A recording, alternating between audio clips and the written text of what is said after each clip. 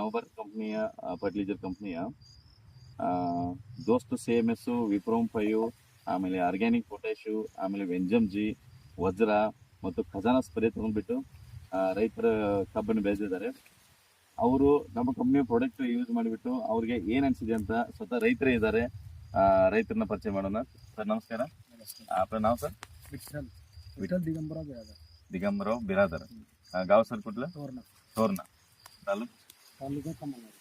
तर हे आपल्या ऊसासाठी आमच्या नवभारत कंपनीचं काय काय वापरलं सर? तुमची जे गवर जे काही दिलेले होते ना, हा सगळं नमुने सर, सगळ्यांना म्हणायचं वापरलं, सगळं मिक्स करून टाकलेलं आहे. सगळं मिक्स करून किती डोस दिला सर याला? त्याला 2 डोस झालेले आहेत. 2 डोस झाले. मग काय वाटते तुम्हाला ते खताचे डोस दिल्यामुळे? चांगली गाडी जरा पानं चांगली क्लिअर, हा हिरवगार. हिरवगार. ह्या नमुने तसं तो पानाच्या रुंदी गिंदी आणि हाड चांगलं पण दिसते.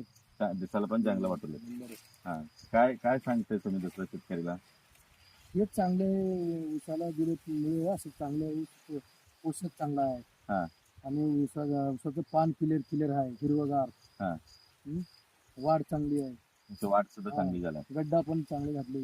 मग गड्डा पण जास्त वाढले. गड्डा पण चांगले या नमुने पिल्लं पण नाही. हा हा तसं माहिती दिलं. हा कंपनीला काय सांगू शकता या असलं खता दिल्यामुळे? चांगलं आहे. हा कोण ओळख दिला कंपनीचं? परिचय कोण करून दिला? श्याम बिरादर. श्याम बिरादर. सरकार. सरकारचं. याच्यामुळे तुम्हाला खत भेटला. त्यामुळे आम्हाला हा मग तुम्हाला मेंटेनन्स वगैरे सांगितले त्याने, विजिट वगैरे केला? केलं. चांगलं म्हणले की असं करा, हे डोस असू द्या, मेंटेनन्स सांगितलं. दुसरा डोस असू द्या, फवारणी करायची 2 वेळेस. हा त्यांचा सल्ला घेतल्यामुळे तुम्हाला त्याच्या हे त्याच्या आधारावर हे केलं. चांगले झाले.